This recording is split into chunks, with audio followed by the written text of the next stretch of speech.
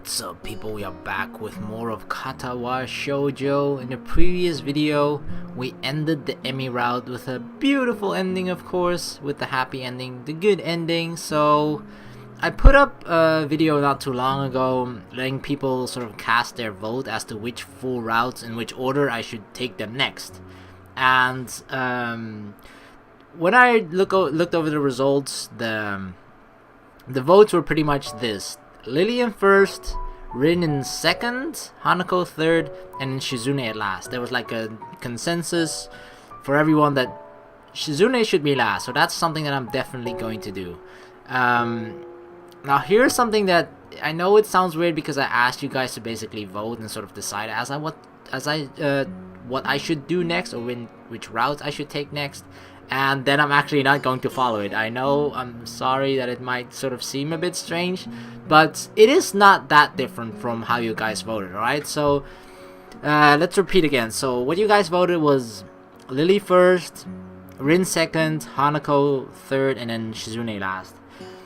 Then I sort of looked over things and I thought about this a little bit before asking you guys to vote as well, as to how I would approach it myself. I was thinking more of sort of a systematic approach as to, you know, which characters were tied to each other, and some people mentioned it in the comments as well, and it just makes a bit much more sense to me. So the route that I want to go in the specific order is, because we did the Emmy ending first, and Rin is a character that's tied to Emmy, right? Because they're pretty close friends, so I just feel going in this direction, which would be Rin first, and then Lily, Hanako as second and third, and then Shizune as last. So we basically just switch Rin and Lily around, because I just feel like it flows much better that way into the from the previous round that we just finished, Emmy, and then it flows into the Rin because those two are connected to each other. And after we finish the Rin ending, then we're going to be doing the characters that are connected as friends as well, which is Lily and Hanako. So yeah, I'm sorry it's not going to be exactly like you guys voted, but it's still pretty close to it. And I personally think, even though you guys may not agree with it, and I hope you understand it, and it just makes so much more sense story-wise, systematically, and I think it'll just flow much nicer this way. So I hope you guys will understand that. And yeah, that's basically it. I'm gonna start with the Rin route right now, I think. So I'm gonna load up to a previous save point I sort of checked out in the as like this chart as to which choices you would make to sort of get into that specific route that you want to. Don't worry, I didn't look up any spoilers besides the fact that which choices I have to take to get to that point. So some things are going to be new, but you just have to think back a little bit as to which point this is, and I will remind you guys somewhat as well during the video, or when it actually starts as well. So yeah, let us just do that. Alright, so the option where we are at right now is, I tested it a little bit before to see if it was going to go into the right direction, which it seemed to, which is why I'd already sort of crossed it off that I picked this choice, which was take it easy. But this is the particular scenario, if you think back in the sort of previous, very previous videos before we got into the Emmy route, that when we were running with the Emmy, and then we sort of went for it, right? It was this, I think, the second time we went running, and then we decided to push ourselves, and then we ultimately got a heart attack, and then we ended up in the nurse's office, which sort of caused us to bond more with Emmy. So now we actually gotta take the opposite option, which is to take it easy here, to get out of the Emmy option. I'm sorry, Emmy, you were my first waifu, but I gotta take the other options now. So yeah, I'm sorry, your friend Rin is next, so we gotta take it easy right here. I let Emmy go with her own pace, and she doesn't show mercy, pulling half a lap ahead of me in an instant. I don't blame her. I mean, it's not as if I'm really putting up any sort of real fight out here, is it? Instead, I'm just running at a steady pace, which is what I should be doing, right? There's no need to go pushing my limits at this stage of the game. God, is this even worth it? As we finish the second lap, I break off again. Emmy keeps going, and it almost seems to me that she's disappointed. Well, that's stupid. I don't have anything to prove to her. Come to think of it, I've got nothing to prove to myself either. I'm just fine the way I am. And what I am is not a runner. This was probably a bad idea. Maybe there's something else I can do instead of this. Getting up this early sucks anyway. There's gotta be some other way to keep healthy. Walking, maybe. Nice afternoon walks. Yeah, that sounds good. Running just isn't for me. I wave to Emmy and head back to my room. Oh my god. It actually breaks my heart a little bit to sort of see the going us in the other direction, you know? Considering the beautiful path that it leads to, if we were to go with the other option, you know, the option that we went before earlier. Oh my god, it just sort of breaks my heart to see him go this direction and then think about it this way, right? Like, what, running is not for me. I'm not a big Emmy fan anyway. I didn't like her to begin with. Oh, you were so wrong, Hisao. I'll think of something else later. Back in my room, the first thing I see is a familiar row of medication bottles lined up on top of my dresser, and it makes me depressed as usual. It's annoying. I thought I was okay. I thought I had made my peace with this thing, gotten it over with. But what I really did, I allowed myself to forget that I have a problem. Being here really reminds me of the reality, and trying to fight against it just hurts. So this is sort of the point where he's still very, very new at the school. I think maybe like 1 or 2 weeks or something. So he's still like trying to acclimate to sort of the everyone and just being at the school as well. And I feel like this is a point where he's not accustomed to it yet, whereas later in the story he feels like he's part of the school, part of everyone, part of everything here, right? Part of Yamaku. But at this point he doesn't feel that just yet, so which is sort of so you just gotta think at an earlier frame of mind for Hisao as well, because we're an early part of the story, of course. So yeah, just a quick reminder for everyone. Reflecting on it is only going to do so much. I've done this before, for months. It seems like it's time to get over it. If I allow myself to forget that my life is definitely not going to be as long as those of others, I won't get anywhere. My life may be different from others, but it is a life in progress. That is how I'll rationalize it. I downed the usual handful of pills, trying to push the sudden dreary feeling out of my head. Then I prepared to head out of class early as usual.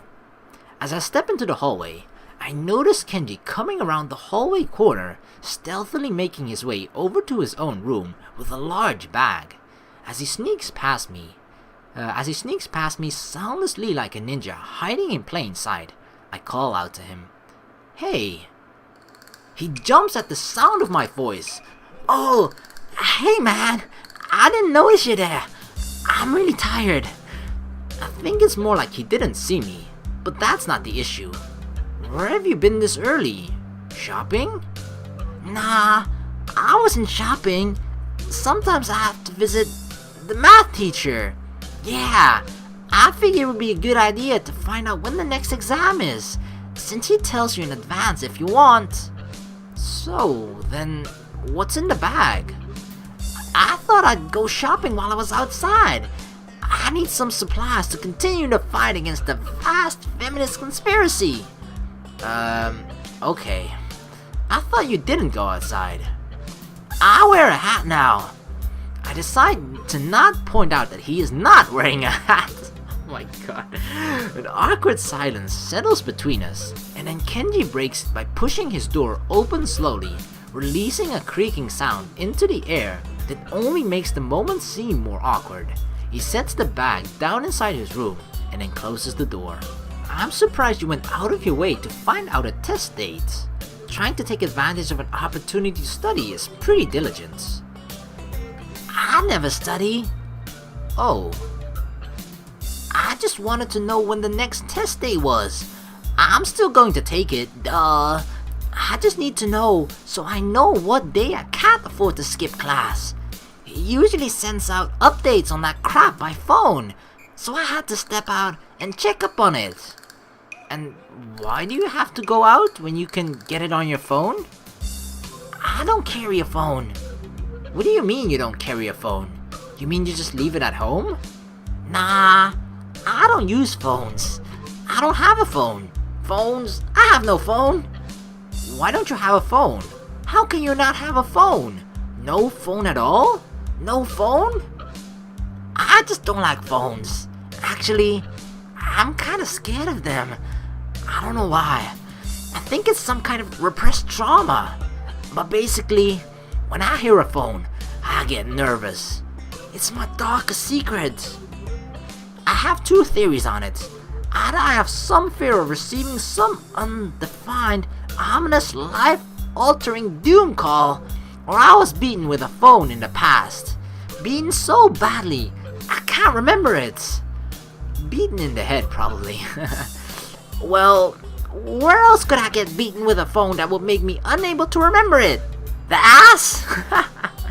Unexpectedly logical. I feel very depressed now. Sensing this conversation is more or less over, Kenji opens his door again and prepares to head inside. Yeah, I'm going to sleep, dude. Have a good one. Class is going to start in like 20 minutes. I already did something today. Too tired to go to school. Hey, you need some lip balm?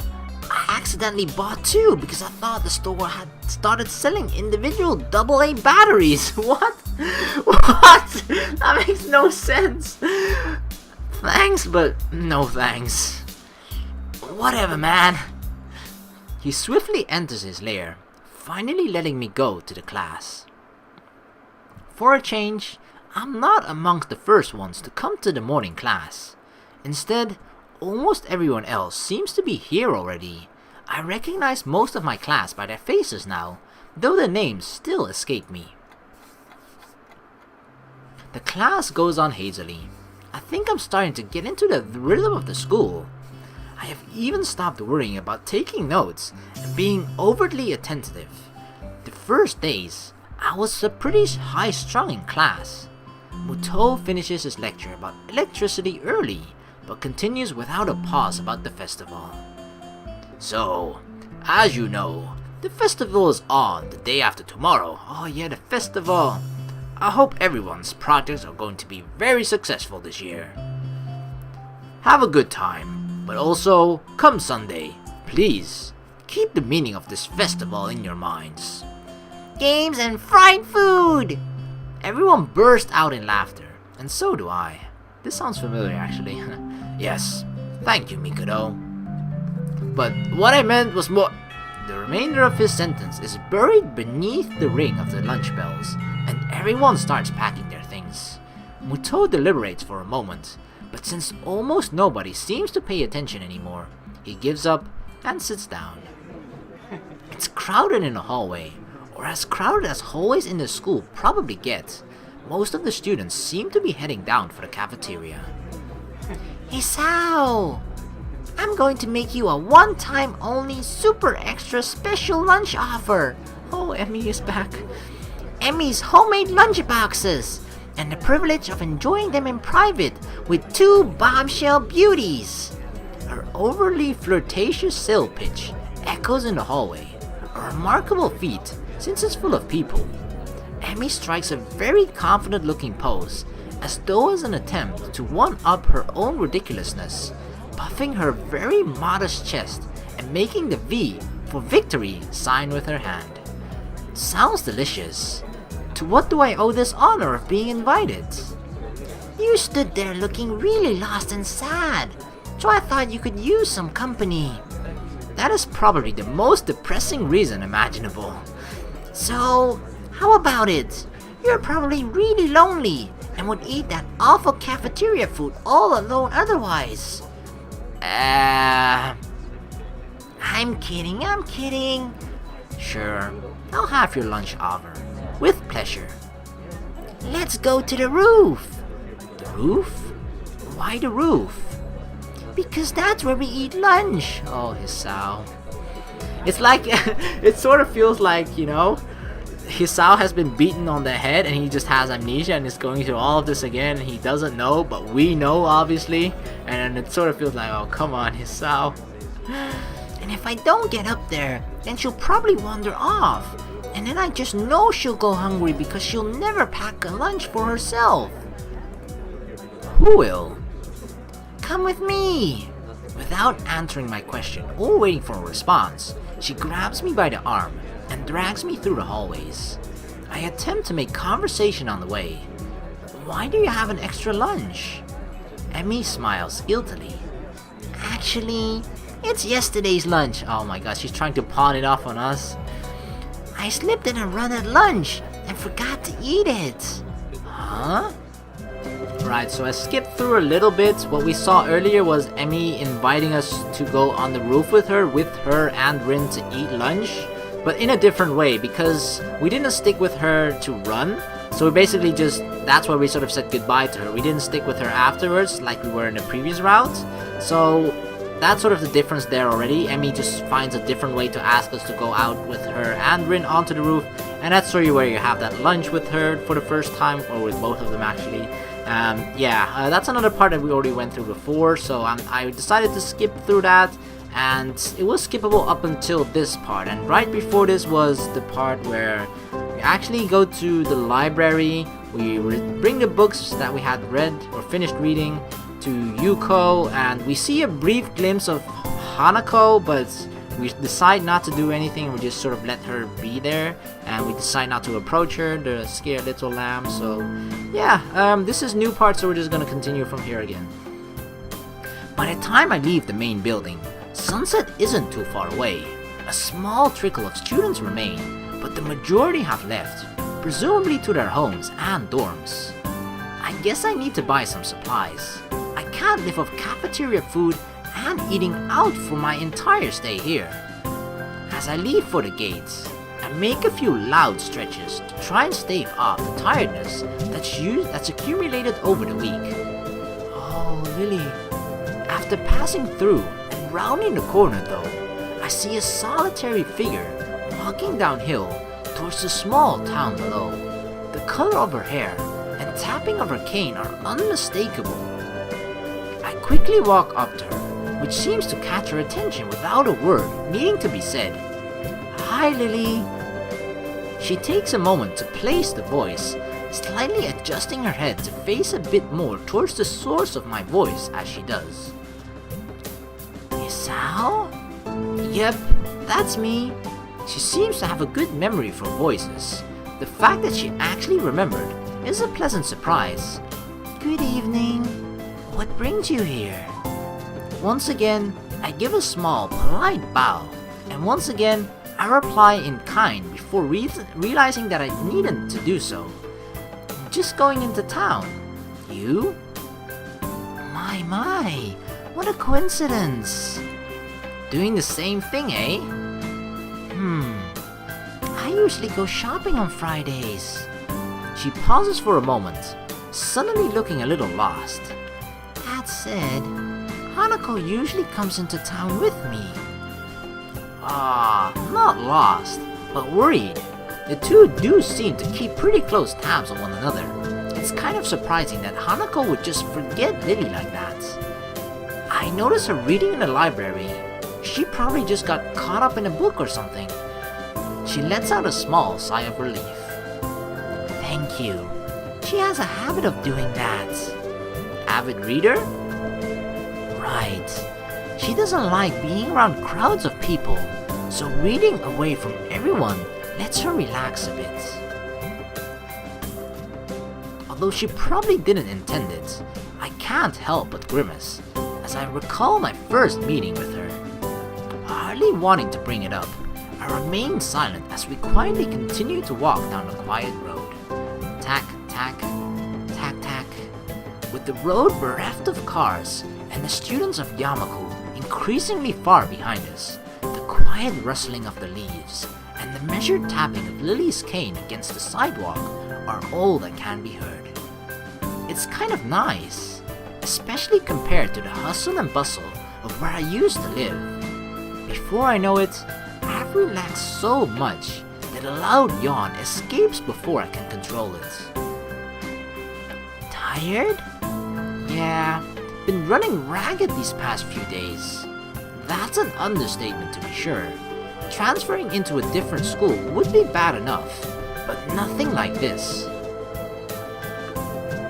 Well, hopefully everything should settle down for you. The festival's got everyone in a spin right now, and you've been plopped right in the middle of things. For a moment, I hesitate, but given her apparent tolerance for frankness, I decide to give my full thoughts. I guess Yamaku's kind of different though. I mean, the formality surrounding everything, the isolation around it, and not to mention, the most obvious difference. It's kind of a whole different mindset. I suppose I'll get used to it in time though. She gives a matter-of-fact nod, apparently pleased with my answer.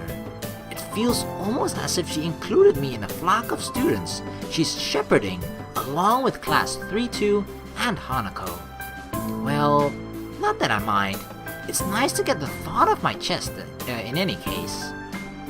Looking on the bright side, one could see it as a chance for a new beginning. You should cherish the ability to make new friends. That's optimistic. Nonetheless, it's good to have a positive attitude about such things, I suppose. I guess that's a good take on it. Walking on down the road, she seems to become somewhat unsettled. Before I can ask what's on her mind, she seems to collect herself and speaks up about something else. Is it me or is my voice slowly starting to sound like it's dying? So, where in town were you going? That's actually a pretty good question. I'd come in to buy food, but the layout of the place is still totally foreign to me. I had intended to just wander around and see what I could find, but with sunset already approaching and nightfall not too far away, that doesn't seem very wise. I'm going to have to ask her for directions, again. I was just going to get some food, but now that you mention it, I don't really know the way. Well, now this is quite lucky. I was about to go to the convenience store myself. Looks like I'll be in your care again then. Thanks. Together we walk to the store. My pace is carefully slowed to remain beside her. Compared to my usual walking pace, hers is quite a bit slower. Not that it's without reason. After what couldn't be more than several minutes, I catch sight of our objective. This town really is pretty small. Without further ado, we make our way inside with a greeting from the counter. Mind if I tag along with you? Usually Hanako would help me. But seeing as she's not here, it takes a moment before I realize what she means. Considering she wouldn't be able to read any of the labels, shopping without any help would be a big pain for her. That said, I can't shake the feeling that she'd had this idea since I said I was coming here. Sure, it'd be my pleasure. I grabbed 2 well-used red baskets from a small stack beside the entrance, handing one to Lily. She lays it on the ground, putting her school bag in, retracting her cane, and sliding it through the basket's handles before picking it back up in her right hand. Wait, if she doesn't use her cane... Ooh. Before I can complete the thought, she comes beside me and pinches the cuff of my uniform in her slender fingers. Is this alright? Sure. Of course, Lily. I've no reason not to accept. I can think of worse things than shopping with a pretty girl holding on to me, even if it's out of necessity.